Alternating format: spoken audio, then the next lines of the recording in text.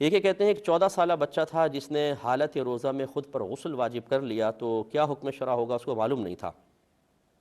ہم بڑے بھولے پن سے کہہ دیتے ہیں کہ جو اس کو معلوم نہیں تھا۔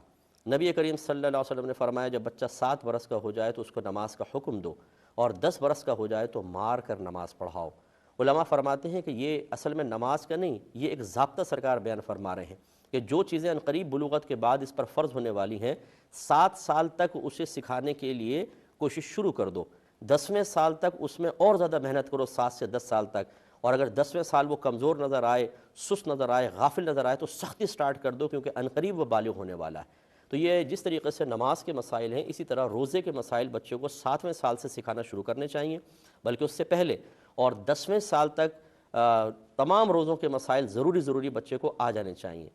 تو اب ہمارے ہاں یہ رواج نہیں ہوتا۔ ہم 14 سال کے بچے کو جو بالغ ہے خود پہ غسل واجب کر رہا ہے، اور ہم کہہ رہے ہیں وہ بچہ ہے۔ وہ بچہ کہاں ہے؟ شریعت تو اس کو مکلف بنا رہی ہے، وہ بالکل گناہ گار ہوگا۔ اس طرح روزہ توڑنا حرام اور گناہ کبیرہ ہے، اسے اللہ تبارک و تعالیٰ کی بارگاہ میں توبہ کرنی ہوگی۔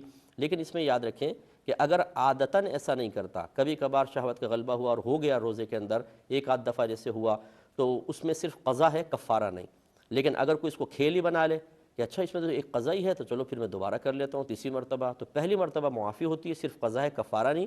دوسری مرتبہ کرے گا تو یہ قصد نافرمانی پر محمول کیا جائے گا، اور زجرن، اس کو شرعی اصطلاح کہتے ہیں زجرن، یعنی ڈانٹ ڈپٹ کے طور پہ اس پہ کفارے کو لازم کیا جائے گا، تاکہ آئندہ اس قسم کی حماقت نہ کر سکے۔